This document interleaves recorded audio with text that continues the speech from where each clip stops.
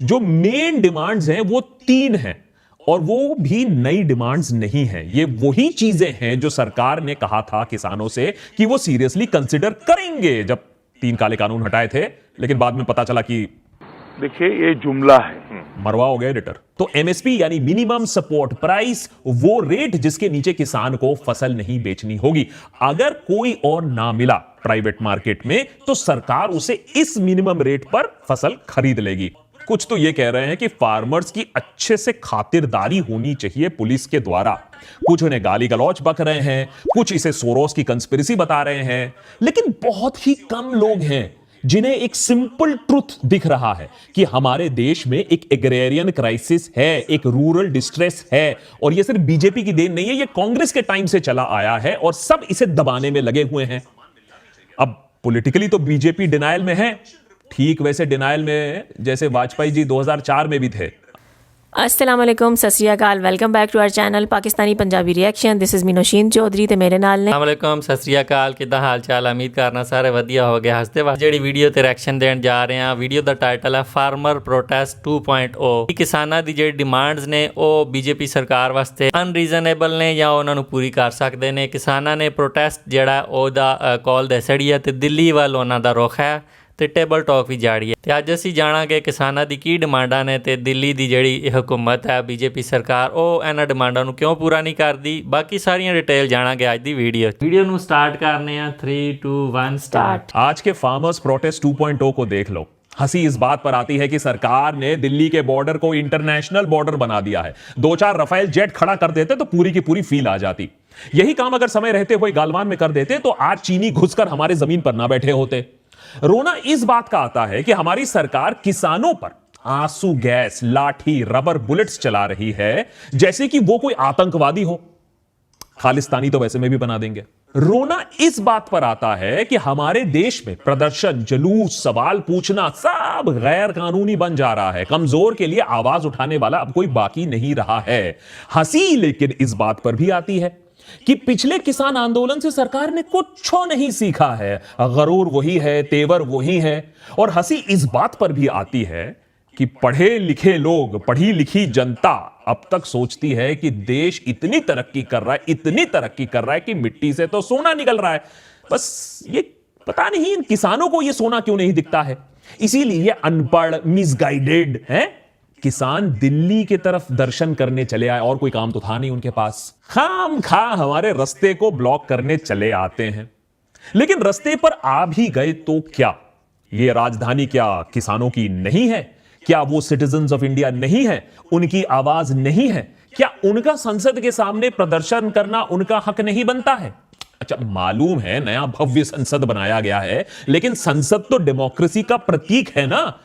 वो अलग बात है कि न्यू इंडिया के न्यू डेमोक्रेसी में डेमोक्रेसी की परिभाषा ही बदल गई हो, हाँ, और विपक्ष, विरोध, हाँ, ये सब करना तो गैर कानूनी बन गया हो। लेकिन क्या किसानों की मांगे जायज हैं या नहीं? क्या सरकार ने उनके साथ धोखा किया है पिछले 2 सालों में या नहीं? सरकार किसानों से इतना डर क्यों रही है? इस मार्च से इतना डर क्यों रही है?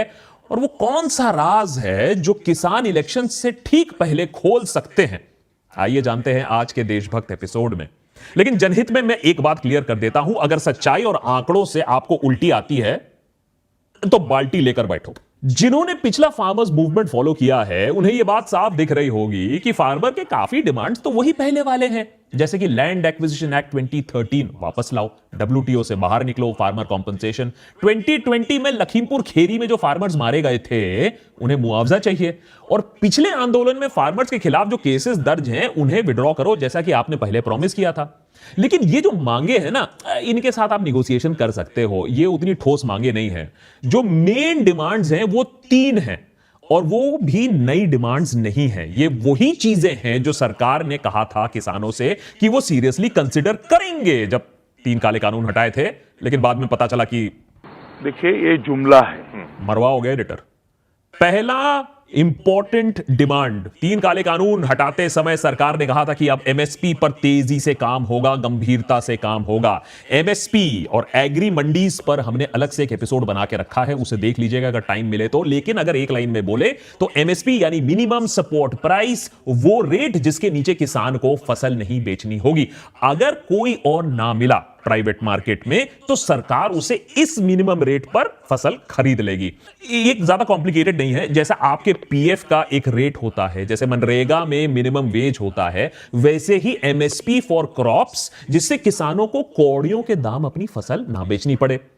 जहां सरकार यूसीसी लाने पर काफी गंभीरता से फोकस कर रही है, वहीं किसान कह रहे हैं कि पहले यूनिवर्सल एमएसपी तो ले आओ।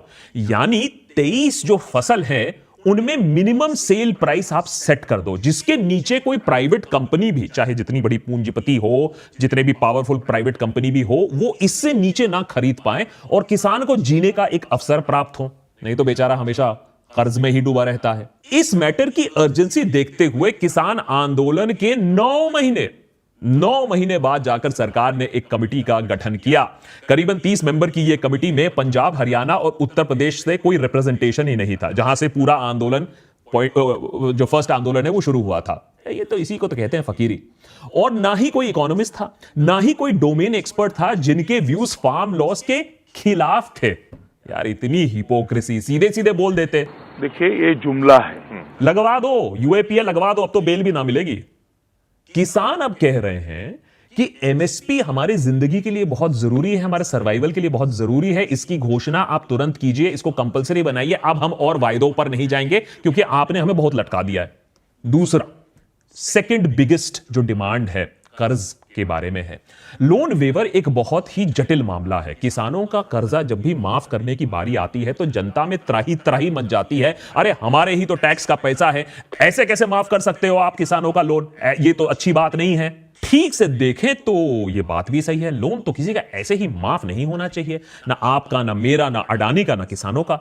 लेकिन जब सरकार पिछले 10 सालों में चुपचाप 7 लाख करोड़ रुपए कॉर्पोरेट लोन्स माफ कर देती है, राइट ऑफ कर देती है। देखिए अंग्रेजी और इकोनॉमिक भाषा में बोले तो फिर वो लॉस नहीं लगता है। 7 लाख करोड़ रुपए राइट ऑफ कर देती है, तब हम बोलते हैं सरकार ने किया होगा, कुछ सोच के ही किया होगा।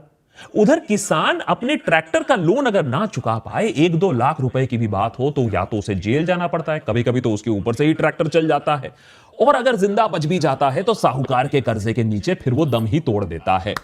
आजादी के इतने सालों बाद भी दिल्ली के जंतर मंतर में या सिंघू बॉर्डर पर कभी किसान आंदोलन छोड़ के इंडस्ट्रियलिस्ट का आंदोलन देखा है? कि इंडस्ट्रियलिस्ट बोल रहा है, कॉर्पोरेट हॉन्चो बोल रहा है कि हमारे लोन माफ करो।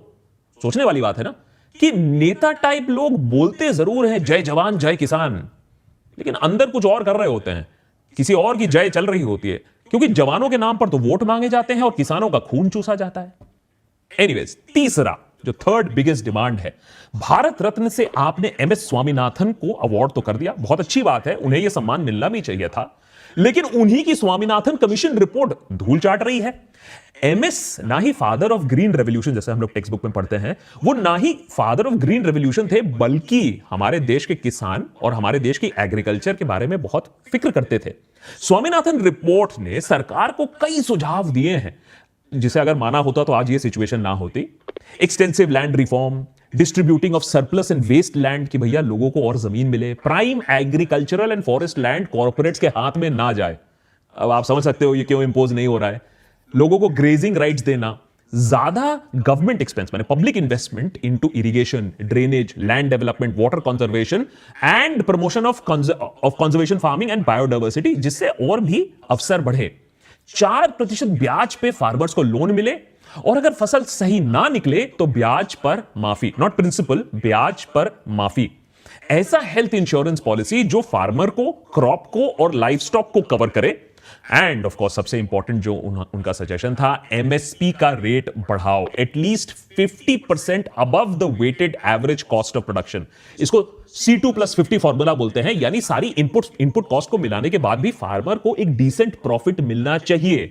2 दशक हो गए, ना बीजेपी ना कांग्रेस सरकार ने इस रिपोर्ट के रिकमेंडेशंस को सीरियसली इंप्लीमेंट किया। लेकिन अब देखिए इलेक्शन का समय है, तो अभी राहुल गांधी आकर कहते हैं कि अब वो एमएसपी को लीगल राइट बना देंगे अगर कांग्रेस पावर में आती है।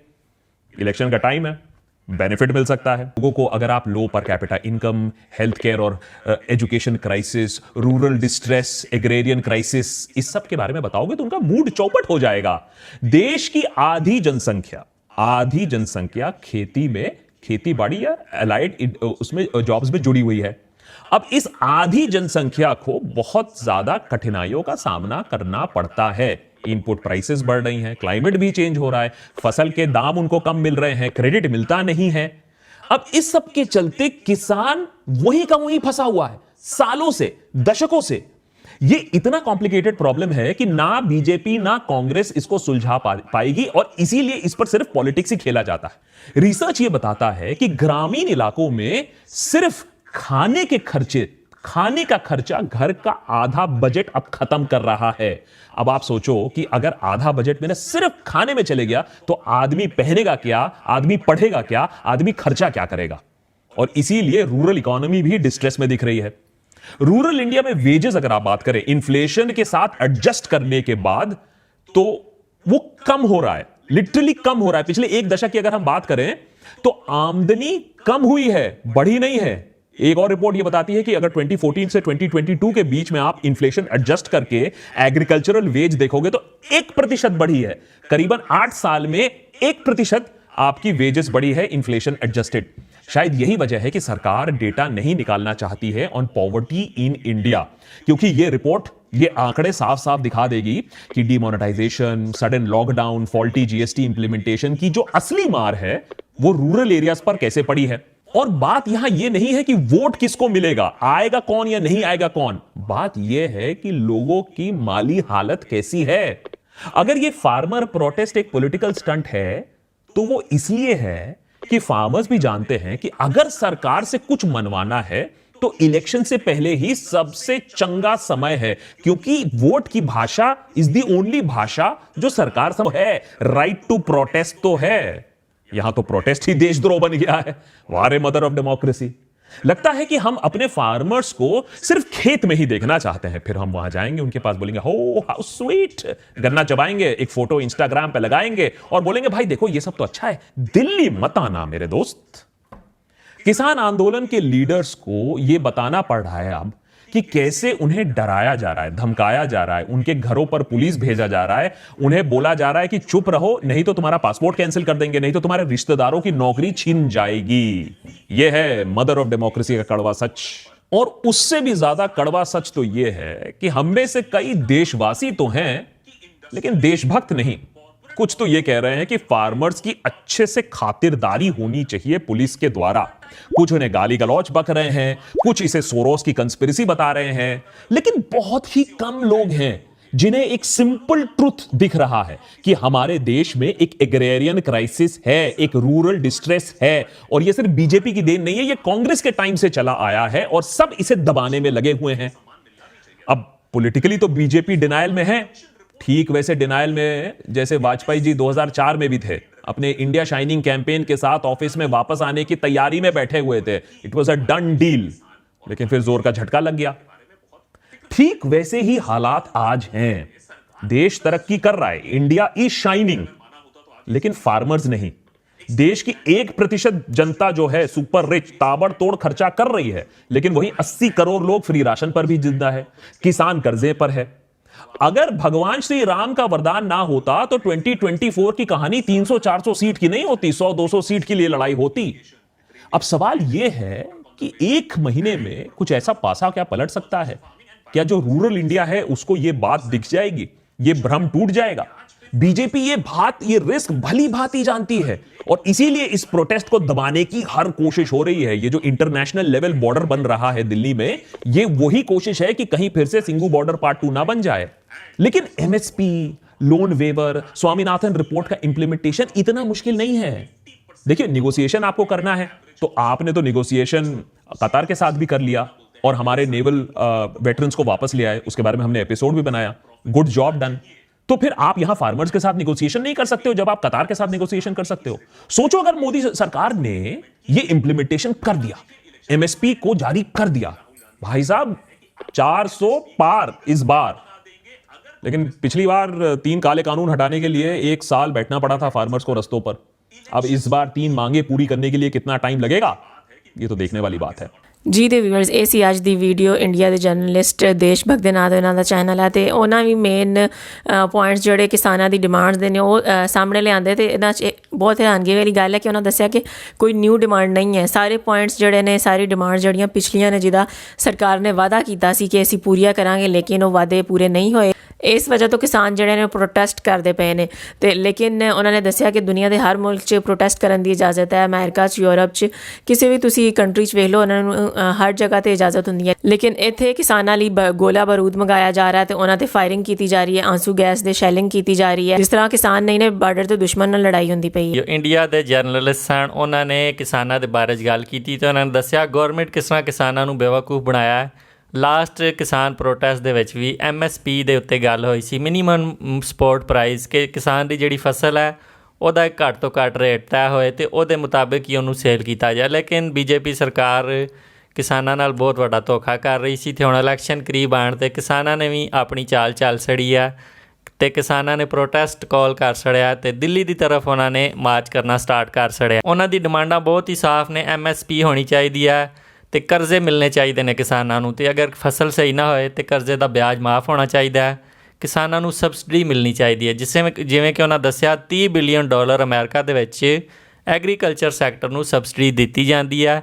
ਤੇ ਉਹਨਾਂ ਨੇ ਦੱਸਿਆ ਅਗਰ ਤੁਹਾਡੇ ਕੋਲ ਪੈਸੇ ਹੈ ਨੇ ਤੇ ਸਬਸਿਡੀ ਦੇਣੀ ਚਾਹੀਦੀ ਹੈ, ਤੇ ਅਗਰ ਪੈਸੇ ਨਹੀਂ ਤਾਂ ਲੋਕਾਂ ਨਾਲ ਝੂਠ ਨਹੀਂ ਬੋਲਣਾ ਚਾਹੀਦਾ ਕਿ ਇੰਡੀਆ ਬਹੁਤ ਜ਼ਿਆਦਾ ਅੱਗੇ ਜਾ ਰਿਹਾ, 5 ਟ੍ਰਿਲੀਅਨ ਦੀ ਇਕਨੋਮੀ ਬਣ ਗਿਆ। ਉਹਨਾਂ ਨੇ ਇਹਦੇ ਨਾਲ ਕਿਹਾ ਕਿ ਕਿਸਾਨਾਂ ਨੂੰ ਹੈਲਥ ਇੰਸ਼ੋਰੈਂਸ ਮਿਲਣੀ ਚਾਹੀਦੀ ਹੈ ਤੇ ਉਹਨਾਂ ਨੂੰ ਹਰ ਰਾਈਟ ਉਹ ਮਿਲਣਾ ਚਾਹੀਦਾ ਜਿਹੜਾ ਉਹ ਡਿਜ਼ਰਵ ਕਰਦੇ ਨੇ।